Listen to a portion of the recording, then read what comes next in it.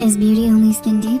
There might not be a universal answer to this question, but research in psychology clearly shows that it's not just a beautiful face that makes us attractive. Our personality, behavior, attitudes, they all create a constellation of traits that influence how others see us. But no matter if you're as pretty as a picture, some not so pretty habits could make people look away. What are those habits that might make you seem unattractive? Keep watching to find out. I'll go next time. Some days you just don't feel like being social. Like, at all. Your coworkers or school friends invite you to hang out and you come up with an excuse and run home. Maybe the introvert in you is having an extra hard day, or you just want to watch Netflix by yourself. And that's totally fine, but what if it happens too often? Social psychology suggests that avoiding spending time with others is not a good strategy if you'd like to be attractive. According to the mere exposure effect, we tend to prefer things we see often.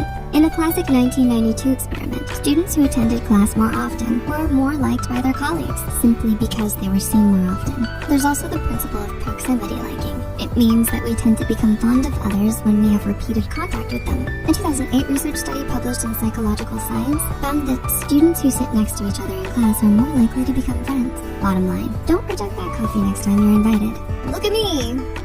Being confident is certainly something to strive for, but being overly confident, maybe not so much. Psychotherapist Richard Jolson said in an article for Psychology Today that we tend to think of people who boast as arrogant, self-preoccupied, or even insecure. So if you can't stop talking about your achievements or success, you may unintentionally come off as full of yourself. A 2014 study published in the Journal of Positive Psychology had two groups of people read descriptions of hypothetical students. Some descriptions were confident but humble. For example, I'm a pretty good student, but not a bookworm. Other people say, I'm smart, but I don't like the attention. And others showed a bit of a boasting vibe. I'm a really good student and pretty smart, but definitely not a nerd or bookworm. I guess it just comes naturally. Later in the experiment, participants showed greater interest in starting a relationship with students whose descriptions appeared more humble. So make sure you don't brag too much in front of others. It may sound just a bit off-putting. 2 a.m. Club.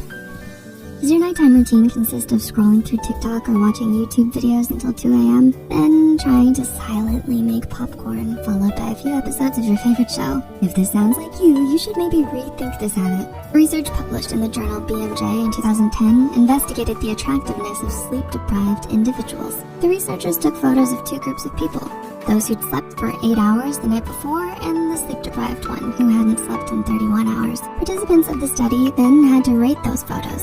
As expected, they rated the sleep-deprived people as looking less healthy and less attractive. It seems like skimping on sleep won't get you that date. Glass half empty.